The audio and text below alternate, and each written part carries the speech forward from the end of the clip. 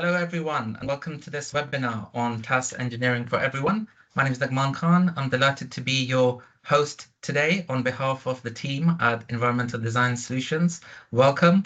Let's meet your presenters on the next slide.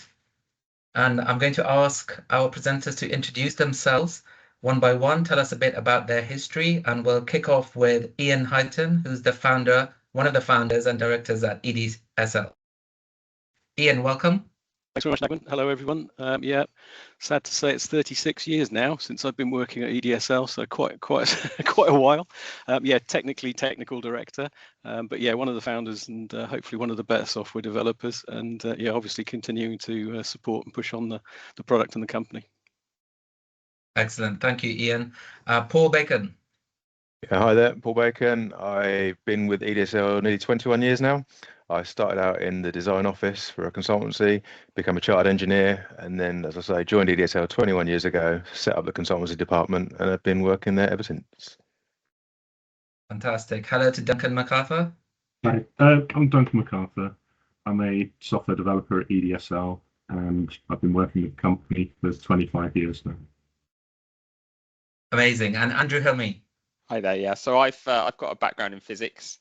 I've been with EDSL for 11 and a half years, and I started in the consultancy services department where I got familiar with the software, and then I quickly moved to software development. So I took what I learned from using the software, and then learned how I could make it better, and then started improving the software.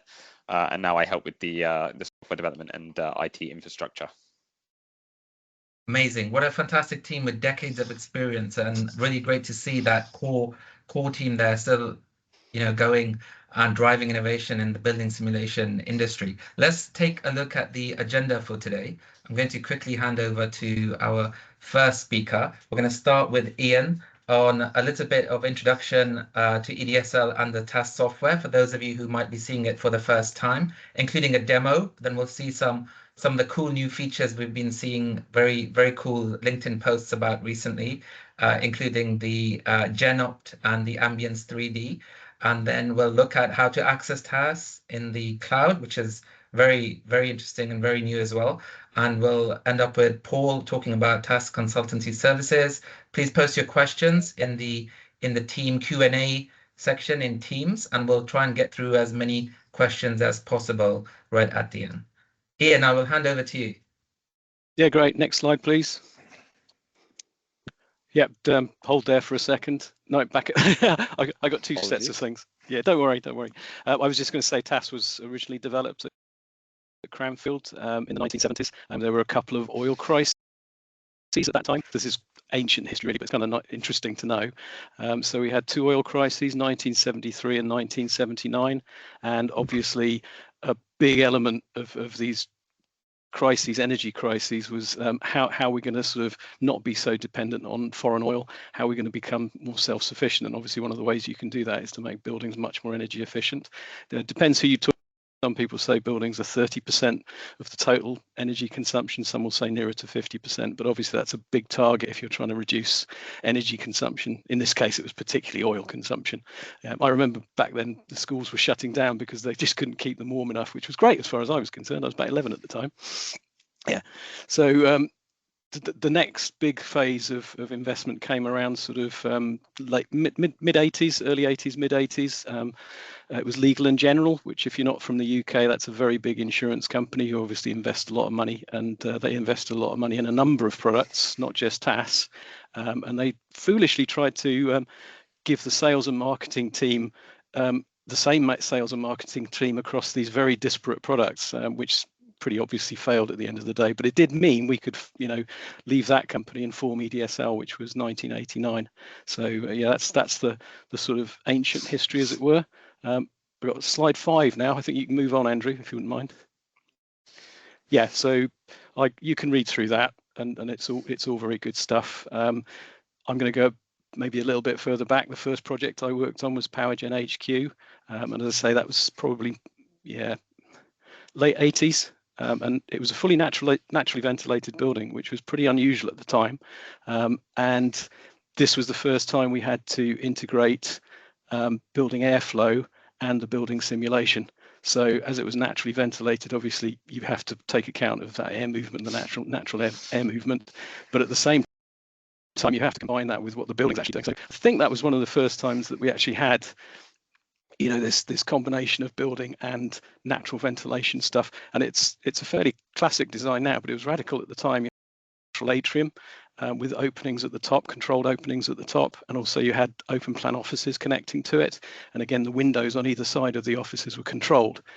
So as I say, it posed a lot of problems for us. I think it was Ernest Griffiths and Son were the consultants at the time.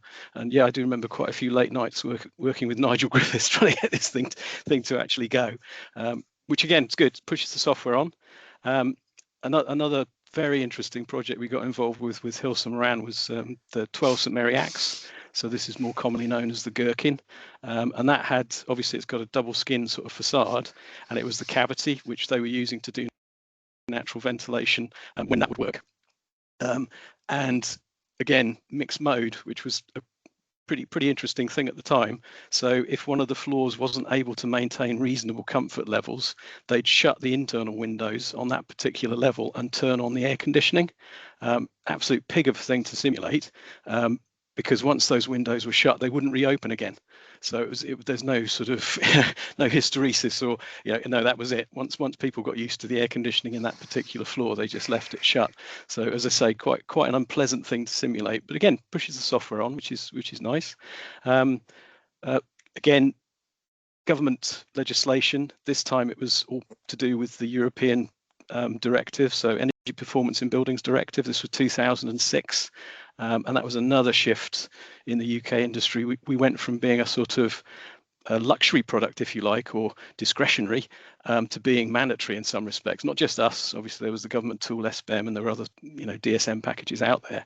But that was a fairly huge step change in terms of the business and the quantity of business that we were getting.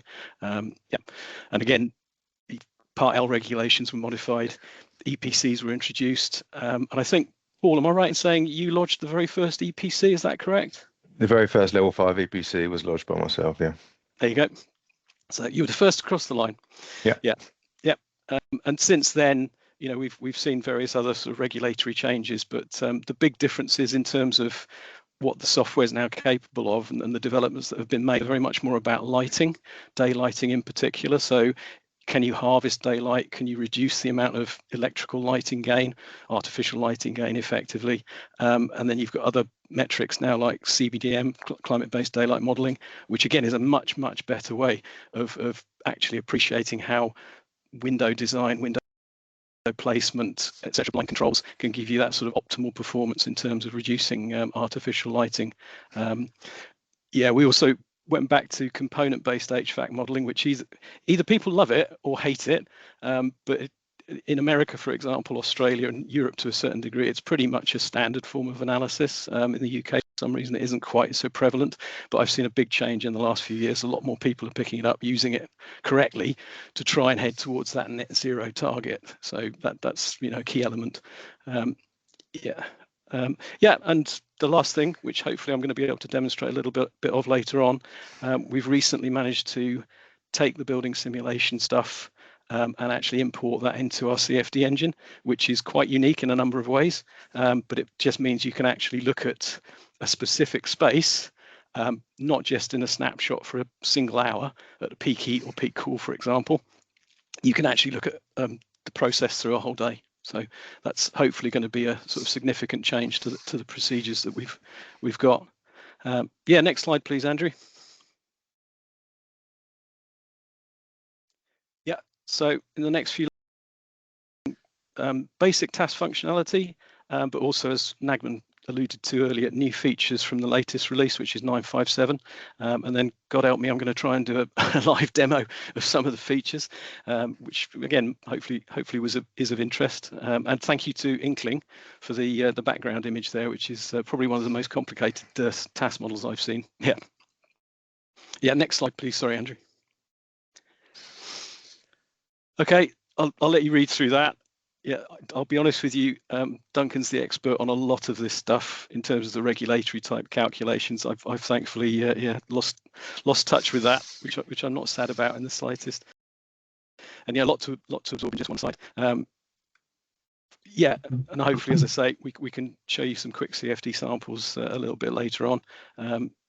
Yeah, so next slide, if everyone's managed to get that.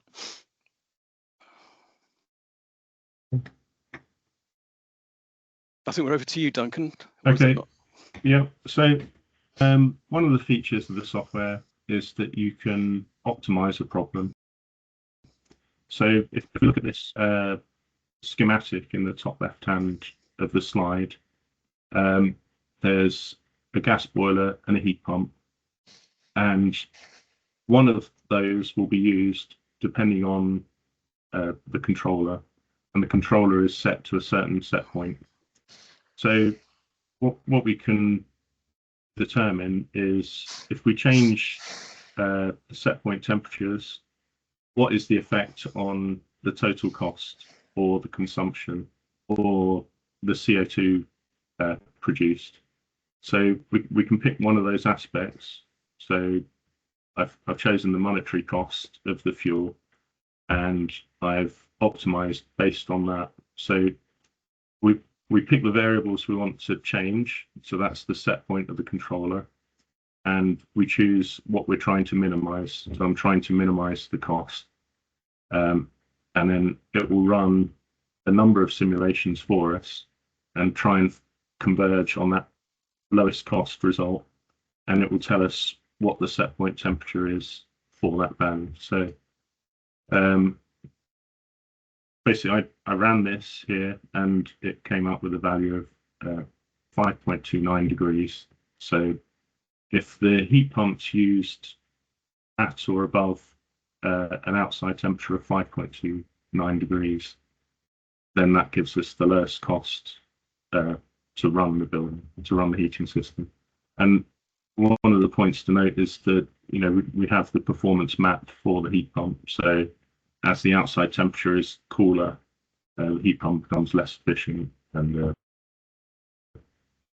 also the capacity can reduce. So all that is factored in, and the fact that we've got an electric heat source, electric fuel source, and a gas fuel source, we've got tariffs associated with those fuel sources per kilowatt hour.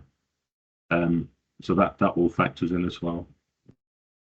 So, but yeah, if you wanted, you could optimize on, say, lowest consumption, and you'd probably get a different result. Yeah. But yeah, this is just an example. It's not limited to this. You can basically take any variable in the software and adjust it, and you can come up with a cost function to try and get the system to, you know, return the minimum cost.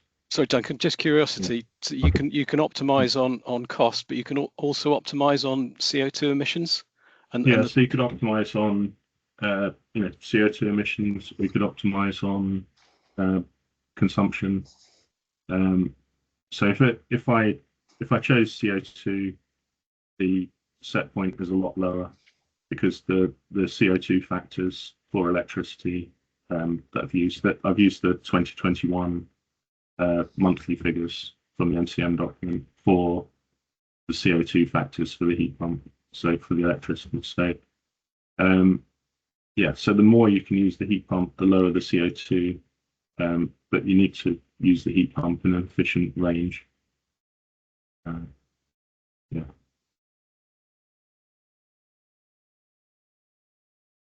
Okay.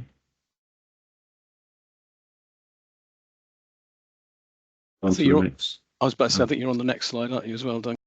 Yeah, if we go on to the next slide. So some of the things we've introduced to the software recently in the last release, we have ventilation functions where you can now set a set point for them. So what temperature does that ventilation air enter the zone? So that can be set. So that's these ventilation functions, and they're part of the internal conditions. You can add a vent function. Now there's the functionality to set a temperature. And if you do that in the results file, you'll see the load required on that fresh air to meet that temperature. So that's reported separately. So yeah, you end up with the fresh air load and also the room load in the results. And one component we were being asked for a lot was the 4-pipe heat pump component. So obviously, if you've got heating and cooling in the building at the same time, you can use the heat pump very efficiently to basically create the cooling and push that heat, reject that heat to the place that needs heating. So you end up with very efficient COPs. So we now have a component.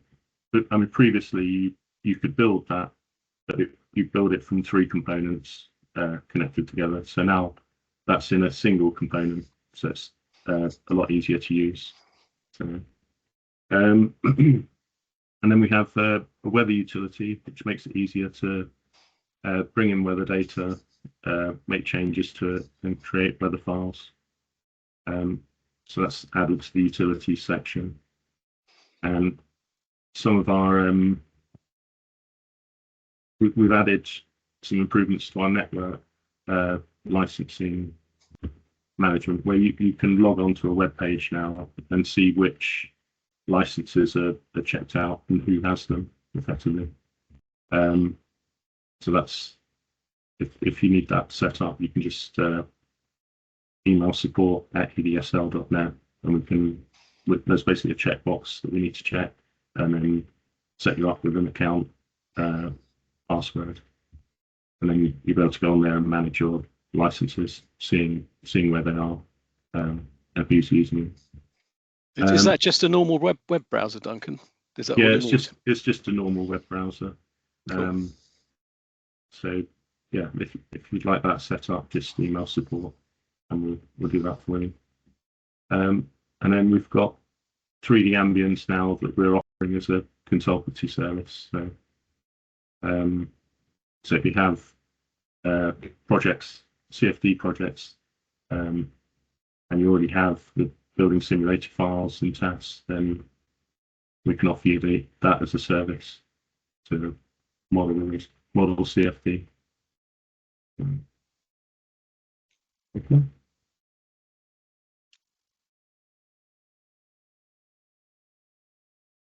Yeah, I think next slide for me, Andrew. Yeah, I'll give a quick no, back one. You don't have to.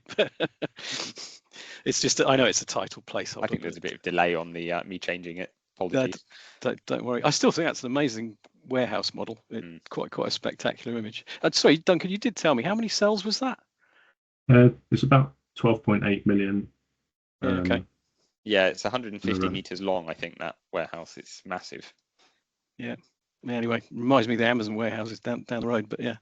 Okay, most current software packages, CFD packages, use a thing called pressure correction to try and conserve mass. Basically, the continuity equation has just got UVW in it, so it's all just velocities, whereas the momentum equations have also got the pressure terms in there. And what you find is, where's my pressure equation? So what you do is effectively turn that continuity equation into a pressure equation by saying, if I change the pressure, can I then conserve the mass? I spent a long time bashing my head against this because it's not a great process. I mean, absolutely innovative in the 1970s when it came out of Imperial College, but you're basically using an omnidirectional variable pressure to try and, alter what is often, mass imbalance is frequently in one direction, X, Y, or Z. So I haven't proven it, but I would possibly guess that pressure correction is unconditionally unstable. So this was the big impetus to try and come up with a much more robust and hopefully better placed tool for people to use within the built environment. So this is it's leading on to the next step where we can actually take the building simulation results into the CFD, which Duncan mentioned just a little bit previously. I did, this is going back a few years now, but the ambient solver, I think it's got 5 unique features. So yeah, and it implicitly conserves mass without having to to use the pressure correction processes, which clearly hugely improves stability. One thing I haven't mentioned is actually we've got quite a good CFD validation page on our website, lots of standard cases, etc., etc. So that's worth a look if you get a chance. Okay, thank you, Andrew. Okay, I'll let you read that stuff. Typically, CFD simulations currently are steady state, so you're effectively picking a peak heating or cooling hour on a particular day, and you're trying to get a visual representation of the airflows and the temperature distribution across the space, which is okay, but it doesn't really give you a feel for what's happening dynamically across that space through the day. So, you know, when the heating turns on, how long does it take for the average air temperature to, you know, not steady state, but sort of get reasonably up to the design temperature that you've put in? And you know, do you have cold spots? Do you have problems? Do you have cold downdrafts? A consultancy job we had recently was that they were putting light shelves into a classroom, and it was the upper window that was opening, and they were worried that previously the air had just shot down past the window and down the window ledge, but with the light shelf in, they were concerned that the cold air would move across the light shelf and then just dump onto the poor kids. And guess what? It did shoot across the light shelf and then dump onto the kids. But having a bit of software that can actually demonstrate that and show you when the worst circumstances are, either through a summer condition perhaps, or a mid-season condition, or probably we went for winter conditions, which is probably where you're going to get the biggest delta T's and the buoyancy forces. So it's important, I think, to have the dynamic aspect of the air movement within the space coped with, and you know, then you can say with some certainty that your design is going to be robust, you know, in all these different circumstances. You're not limited, as I say, to, you know, one configuration, 1 hour, and one point in the year. You can actually start to look at a much wider picture, and hopefully, you know, it becomes a much better design tool for that at the end of the day.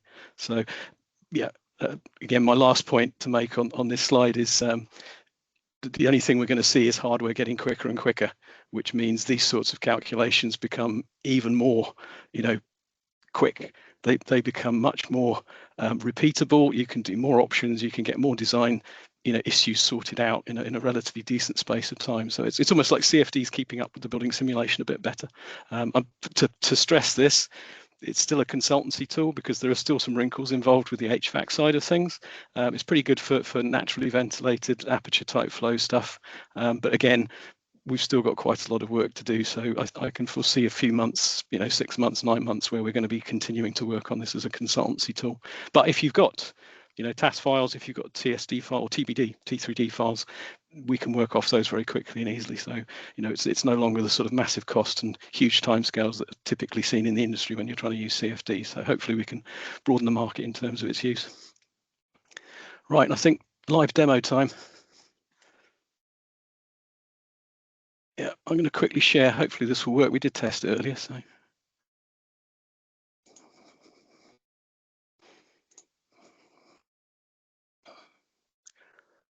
Okay, so to kick off with a couple of things that, sorry, can you see the screen?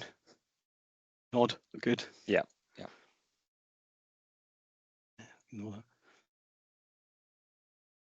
This isn't the CFD side of things, by the way.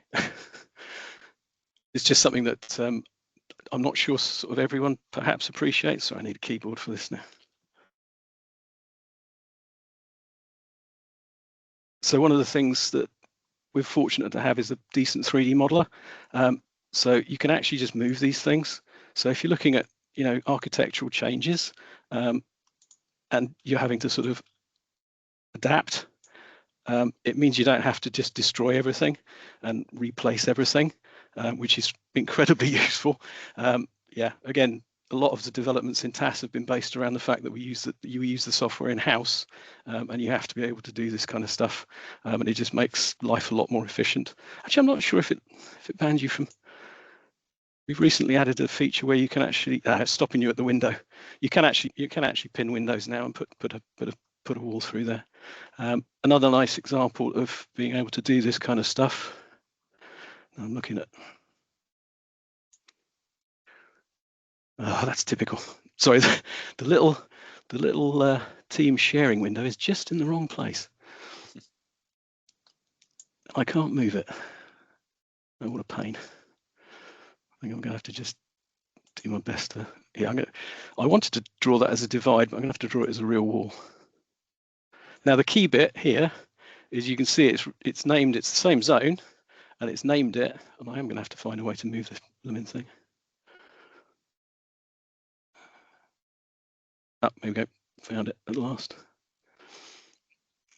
I had this with another package recently. So the neat trick is, it's as you've drawn that line, it's worked out that there are now 2 spaces. So it means that if you did want to, you know, set this zone, where are we? Set zone, that's the one. That's it, you're done.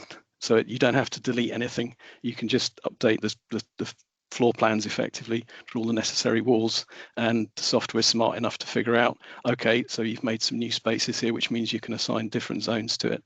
So yeah, handy, but yeah, part and parcel of the process. I'm not going to say no to that. Yeah, in terms of the building simulation, we've got, where are we?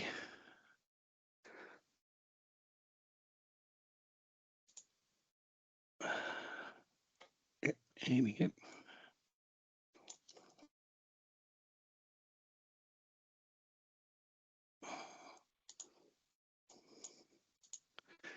Yeah, so if we want to use the CFD at the back end of this, we need the aperture data and the temperatures for the apertures being output, and then we obviously need to assign that. Sorry, it's building elements we need to assign it to. So you drag these in here, and you get the necessary controls put through on that. One of the nice features we've added recently as well inside the building simulator. Hey, hasn't come in the wrong place. So you can visualize where certain building elements are, which seems pretty obvious, but it's kind of nice to see, you know, exactly where these things are. So that can save a lot of time figuring out, you know, that exposed floor, for example. You've obviously got the walkway going through, and it just very quickly and easily sort of demonstrates where the actual surface is. Likewise, you know, external walls, ground floors. Yeah, you get the idea. But it's got kind of a nice feature so that you can sort of forensically look through the building and figure out where all this stuff is. And as well, you can see sunshine availability. If I just pick out, oh, that's not a good one. Let's go office. There you go. So you can start to see how much sunshine availability you've got on certain surfaces, and I think you can look at insulation levels. So again, pretty obvious. You can see the variations. Oh, let's forget this. You can see the variations quite quickly and easily. As I say, I'm probably the worst person in the world to demonstrate this software. And again, you know, clearly you're going to see much higher levels if it's south facing, and much lower levels where it's north facing, which again, perfectly logical. Good. I think that was all I wanted to cover there. Yeah, in which case I'll crack on with the CFD stuff.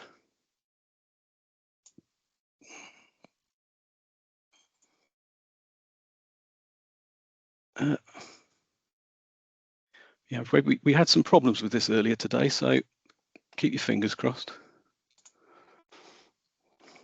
So this is the training model that some of you will be familiar with. And when we pull this in, it basically lists out all of the zones. We need a decent shift select, but this will do for now. Sorry, Andrew, did you do the circulations on this one? Yeah, I did the circulation. I stopped at reception 1. I didn't go any lower than that. And what was the cell dimension you used? Which version? It depends which version of Ambience you've got. 0.12 is 0.19. I think I'm using the latest one. Okay, yeah, then 0.2, 0.19, anything's fine. Okay, I'll go 0.19. You've got 2 points there, Ian. 2 Oh, points. thank in you. the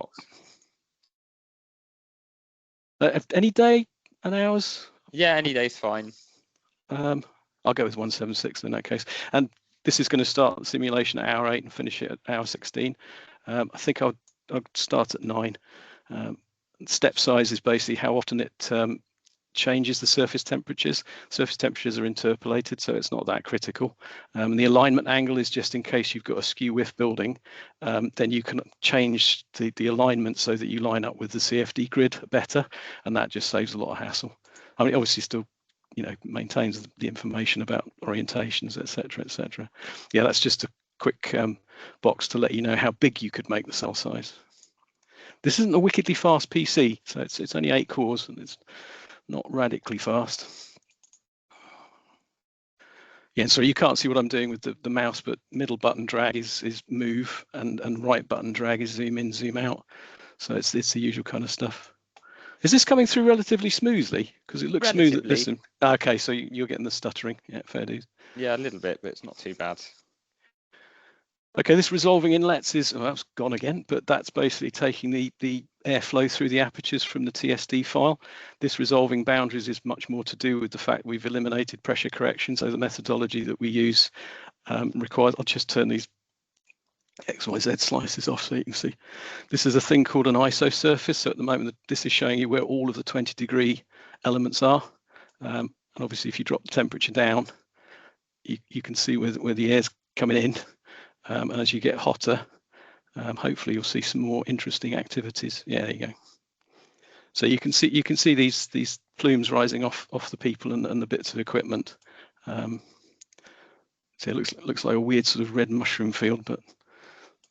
And yeah, if you look in the top left, you've got the elapsed time. So it's done about half an hour already, which means we should get. And as I say, actually I'll turn that off. Just pull the XYZ slices in. You should be able to see, as I say, some of the dynamic stuff going on.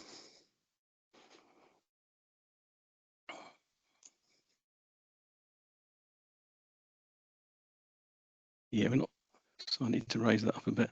You can change the temperature scale. 15 is obviously a bit low, so if I go 18, that's probably a reasonable stab at it. Oh, I've gone too high. Typical. You can see I've practiced this a lot. And again, you can rotate, sort of zoom in, see what's going on.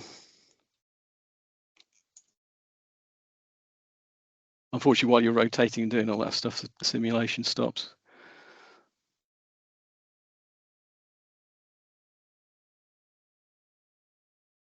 And I think we're at, where are we? Oh, we go. 1 hour 20. So what you'll find is when we get to the hour change, it will bring in the new aperture flows, and then you should see quite a significant change. Yeah, we got contours. They're kind of funky. Not sure that helps particularly, but yeah, and this line integral convolution, which takes, it's fascinating actually. All this visualization is great, but we found that it absorbs about half of the CPU compute power. So just visualizing it takes a huge chunk out of the calculation capacity of the CPU, which is fair enough because it's drawing a lot of lines. So you know, it's not unreasonable. Line integral convolution, which always just looks like Van Gogh to me. But what it's trying to show you is the airflow temperature, obviously with the color, but it's also giving you the localized pattern of that airflow. I'm starting to realize it's a little bit more useful than I'd originally thought.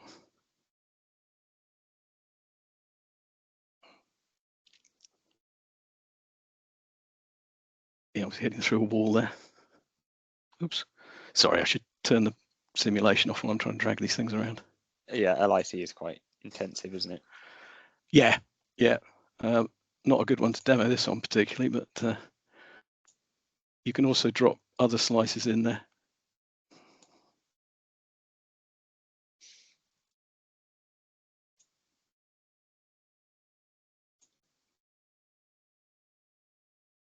Yeah, I mean, you can start to get in sort of visual overload. Again, some quite nice images. Yeah, so you can have 3 sets of 3 slices, but in all honesty, you do start to get, as I say, into yeah, not dubious territory, but yeah, it's certainly a bit scary. Ian, We have a question live about this topic from Kartikeya. He's asking, does the visualization account for the dynamic airflow from the windows that was mentioned earlier in the visualization? Yeah. Correct. Yeah, I didn't pick a good example here, I'll be perfectly honest with you, because the only inlets and outlets we've got at the moment, which is the pink and cyan lines, are actually internal. So I should have chosen a far better example. And I think there's a Ballymore video that we could post, which shows, you know, how the apertures are opening and closing through a whole day, and you can actually see the cold air spilling down. I'd meant to dig that out, but we had some issues this morning, which would, holding us back. Have you got access to that, Nagman? Can you?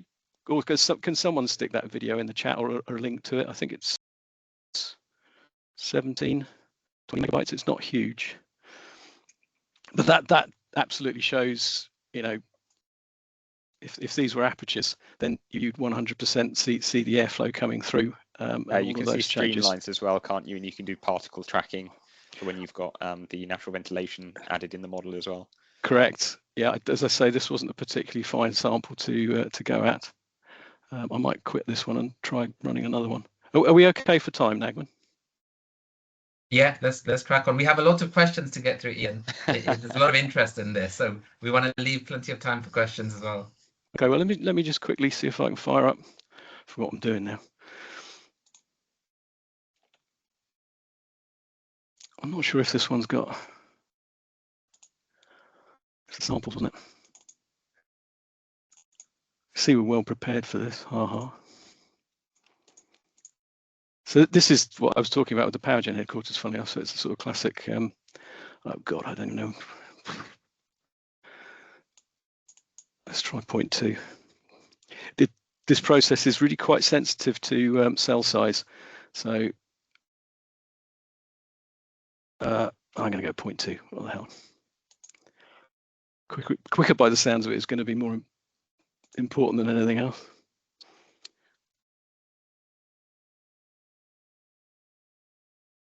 Yeah, so if any of you have done the training course, God, I'll tell you, this Teams bar thing, I don't know if you guys see it, but no, we don't see it. It's perpetually in the bloody way. Right, let's hit go and then worry about things. I remember this one takes a bit longer. I probably should have gone with a bigger cell size. I mean, you know, sort of that plus a bit cell size. If you undo the render box, it'll resolve quicker as well. Does it? Oh yeah, there you go. Yeah, strange, isn't it? Here we go. Let's turn those off. Just quickly have a look at the ISO surface. Yeah, so there you go. Not sure if, no, this one, oh, I'm sorry. This one is, oh, no, this one's again, it's only internal. The Ballymore video is the one to go for.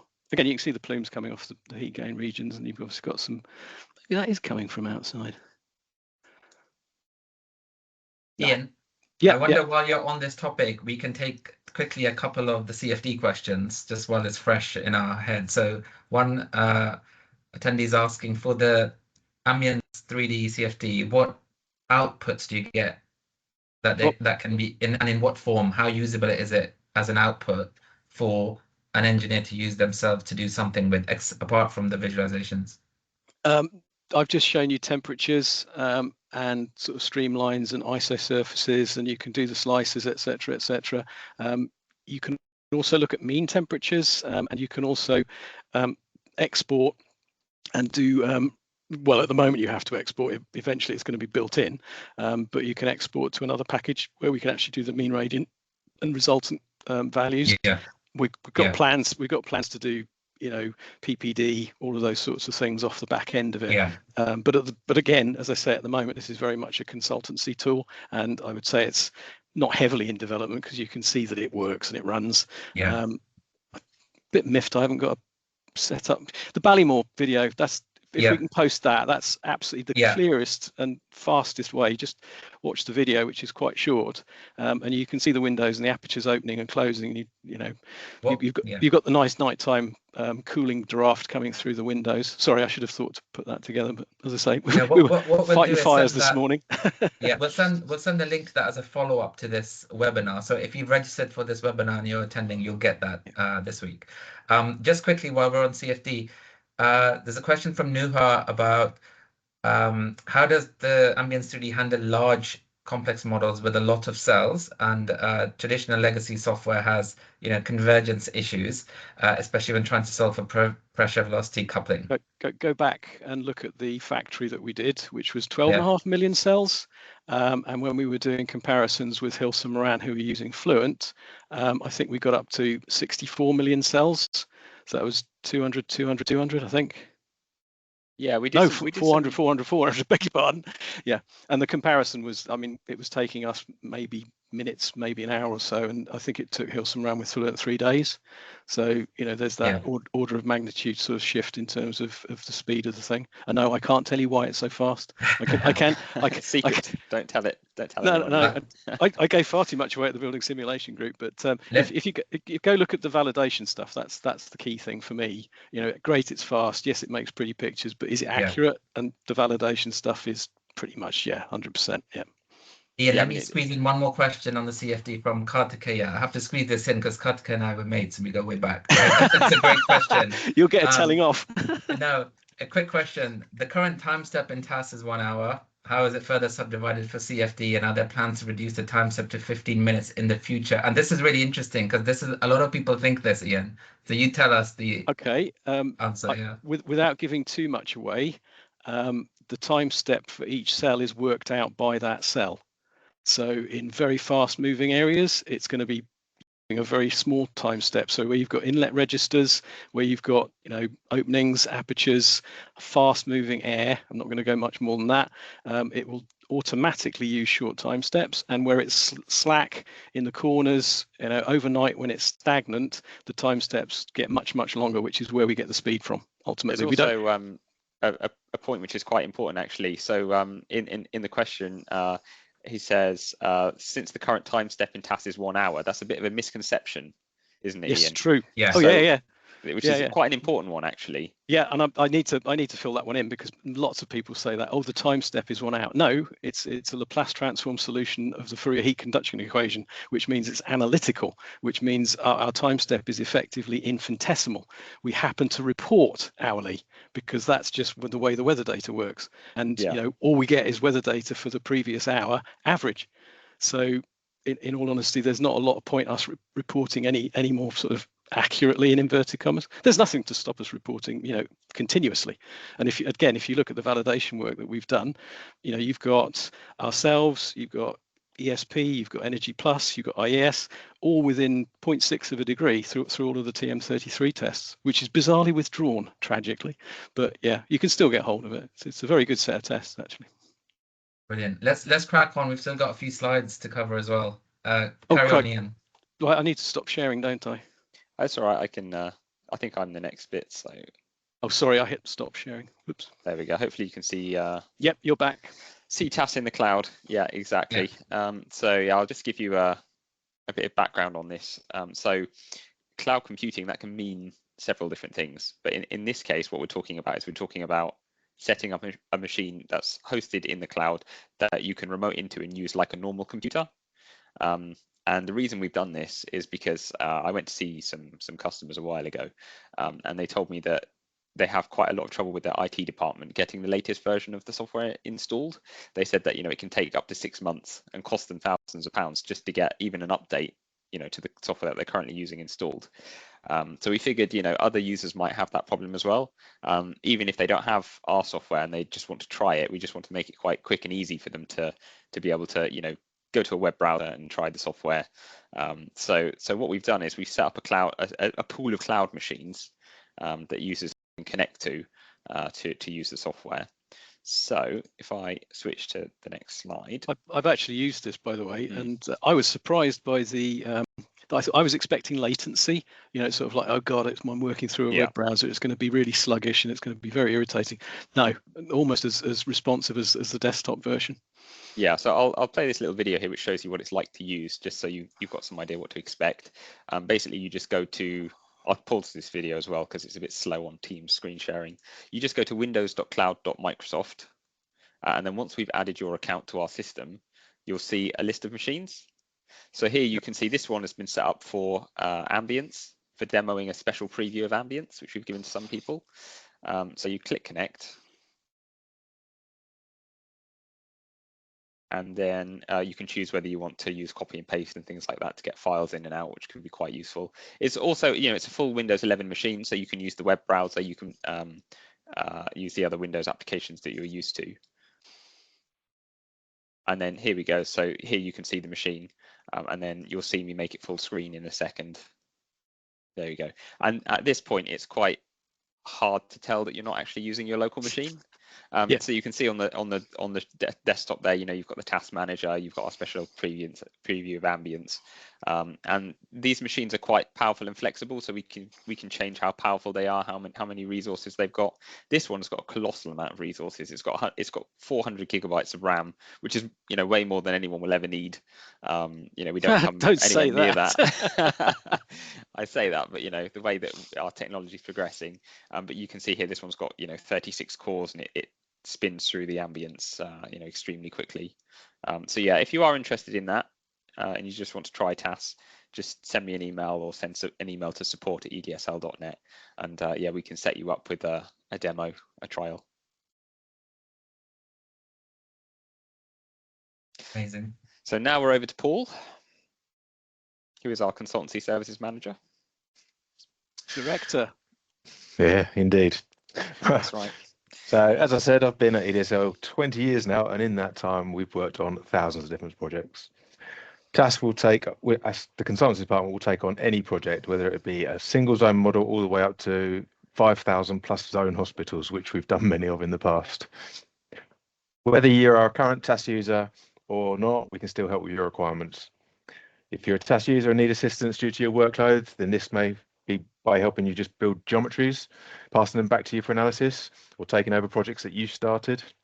If you're not a TAS user, then we'll carry out the whole project from conception to as built, and for some post-occupancy evaluation, if you want those options too. So most of our clients are consultants, contractors, architects, building owners, facilities managers. Some of our clients we work with have been coming back to us for over 20 years as they are happy with the speed and the service and reliability of our services.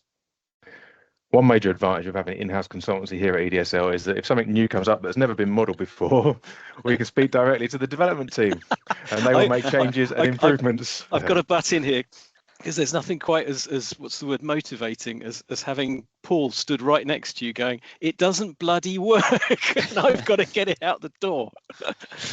Yeah, so very true. Ian and the others have helped me come over some problems in the past very quickly.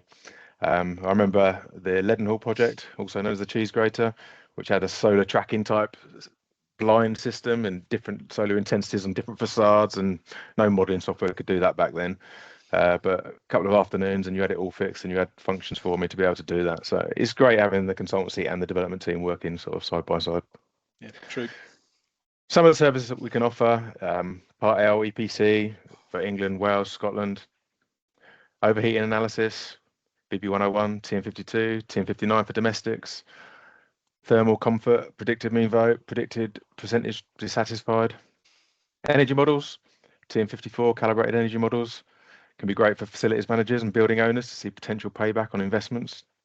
Help with BREEAM credits, health and wellbeing, visual comfort, energy, LEED and Green Star credits too.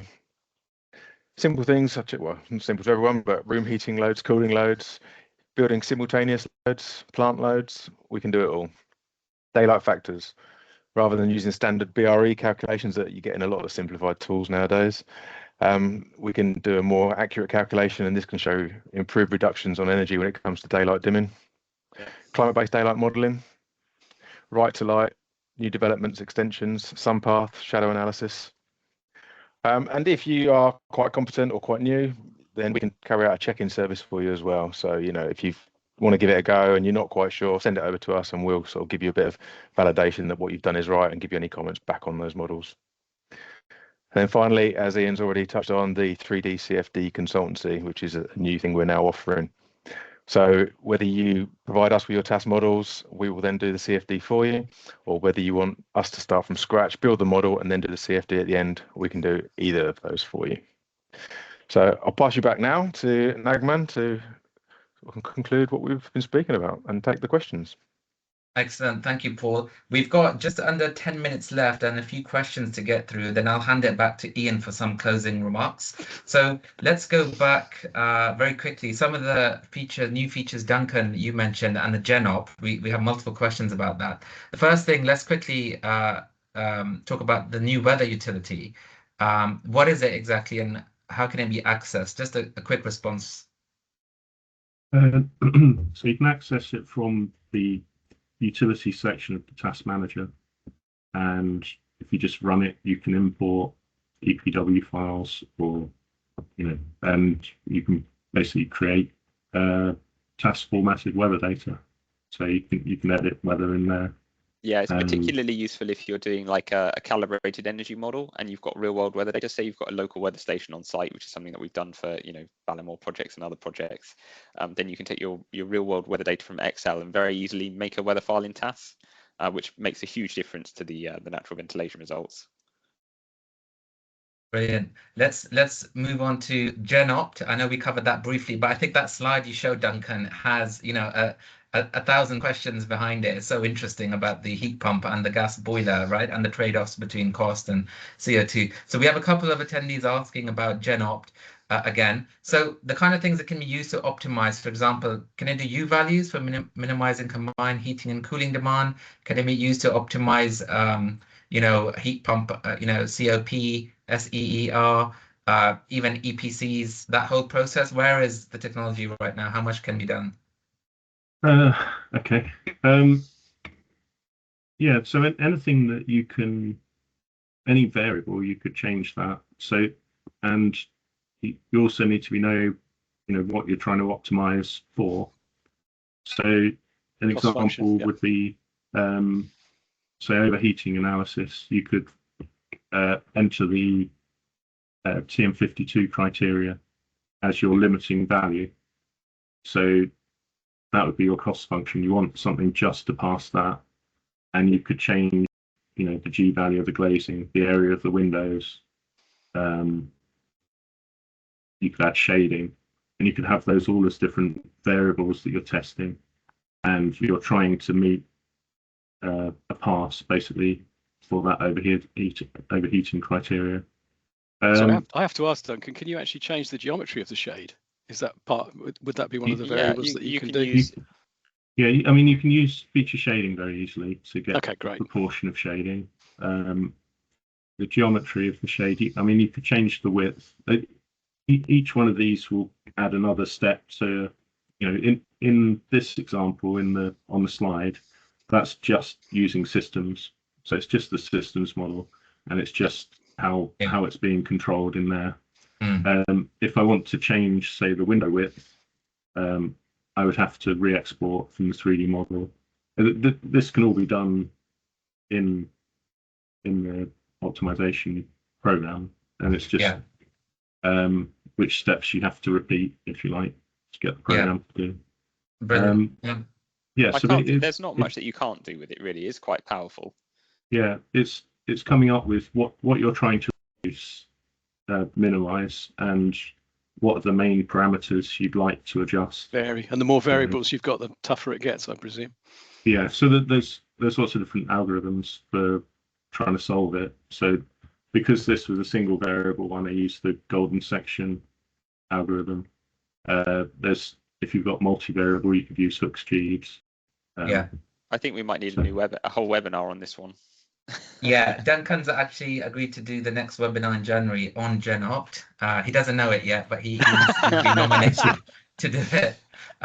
Duncan, just last point on GenOpt. A couple of people have asked, how do you get started? If you're a TAS user and you know about building simulation and you're an engineer, but you've never used optimization, what's a good way to get started? Do you have training resources, training material, example scripts, etc.? I think initially just contact me at support@edsl.net, and then I'll try and help you with. If it's a specific problem, I may have some scripts and things that I've developed for something similar. So basically just contact me first, and then I can try and help you. Yeah, we have documentation for it, so you could always have a quick read through just to get a feel of, just get an overview of how it works and what the process is like, and then contact us. Where's the Brilliant. documentation, Andrew? Yeah. That's on our website. Yeah, so Okay. I can put a link to that. Yeah, in the follow-up email, we'll share all these resources and also provide some written answers to the Q&A. So great question from Nicholas, which is our next topic, which is on CAD, and he's asked about Rhino. So Andrew, this is something you can touch on. Yeah, I think I actually have a slide that I prepared just in case this came up, because it seems to be a very popular topic. You know, people have been asking, you know, what sort of formats can you get into TAS? So, you know, you can import the usual GBXML, IDF, things like that. And this is just an example to show, here's some geometry that I made in Rhino, and then I used Honeybee in Grasshopper to get the geometry into TAS using the GBXML. Export. So yeah, you can do quite unusual shapes quite easily. Then the bottom example here is quite nice because it goes a semi, you know, a dome, half a dome, and here it is in Rhino, and then you can see it in the middle here in the 3D modeler, and then it goes straight through to the CFD. So yeah, it's very powerful, and yeah, I think it works quite well in my experience. When it comes to CAD, you can import DWGs for drawing around quite easily, and you can have any number of DWGs imported. So it makes it very easy to assign one DWG to each story in your model. And then we can also import 3D shade surfaces from a 3D DWG or DXF, which is really useful if you've got surrounding shade buildings and you want to like import a cityscape, but it's also quite popular for quite useful for if you're doing like a complex shading system. So say for example you've got a building which has got a really complicated external shade, then you can draw it in AutoCAD and bring it in as 3D shade surfaces, and the simulation still remains really quick. Because I know that, yeah, I mean, some of our customers have had you know, issues in other software. It's been a bit slow when they've had quite complex shading systems. I immediately thought of that Hilson Rand shade, Yeah, exactly, which looks like a wicker basket. It's an hideous looking thing. Okay, fantastic. We've got 2 minutes left. So Ian, a couple of last questions on the CFD bit. One is technical question: can you add load profiles like internal gains in Ambience 3D, and how quickly do the results, can they be updated? And while you're on the topic, how does someone access Ambience 3D? Is it available now? How much will it cost? Go ahead. Pure consultancy at the moment, but the intention is obviously to turn it into a product. In terms of, can you have variable loads? Can you have variable gains? Can you change stuff around? Yes, but a lot of that is hand coded. So I literally write code for a specific project that I'm working on to put the stuff in the right place. The interface is catching up, but obviously at the moment it's very much an in-house tool, which means it's fundamentally a consultancy tool. But once the interface has caught up and we can have the interface, you know, elements that allow you to do these sorts of things, yes, it's a no-brainer. Brilliant. And Andrew, a couple of quick questions about Revit as well, since you mentioned Rhino Honeybee. Any comments on that, bringing Revit models into TAS? Yeah, you can export GBXML files from Revit. In my experience, the quality of the GBXML that's produced by Revit can be a bit questionable, but we have got quite a lot of features in TAS which automatically try and repair poor quality GBXML. So that does solve quite a lot of problems, and we've also got guides on how you can address issues that might arise from the Revit export. Also, you can actually, I did see a question in the chat as well about you know, bypassing the 3D modeler, and you can actually through our automation interface, you can actually, you know, make plugins and things that bypass the TAS 3D altogether and create geometry natively in the building simulator. But again, I think that's probably a topic for another time. It's quite a big topic. But yeah, and again, drawing geometry in TAS 3D is so quick and easy that if you have got a Revit model and you're finding that its GBXML is not very good, then you can just export the plans, the DWG plans, and very quickly, all you have to do is just trace around the walls, and you end up with the model very quickly in TAS. And our model is very robust. Brilliant. Kartikeya, send your Revit file if you want to support at EDSL.net, and the guys will help you bring it in, or at least take a look and give some advice. We're out of time now. It's bang on the hour. There's still a few questions floating around. So what we'll do is we will commit to answering all of those as a follow-up email. So if you've attended this webinar and you registered, you will get the answers, a recording, a copy of the slides. Okay, thanks so much. I'm going to hand over to Ian for some closing remarks. really just thank you everyone for your time, and hopefully we can help you guys in the future going forwards. We're certainly not going to stop developing the software, and we've got, as I say, sadly, from my point of view, 36 years behind us, and I don't think I've got another 30 in me, but I'll keep going as long as I can. So yeah.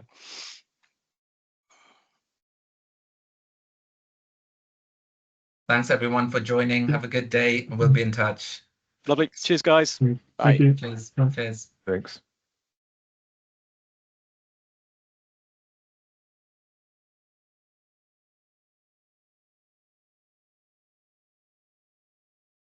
Hello everyone, and welcome to this webinar on TAS Engineering for Everyone. My name is Nagman Khan. I'm delighted to be your host today on behalf of the team at Environmental Design Solutions.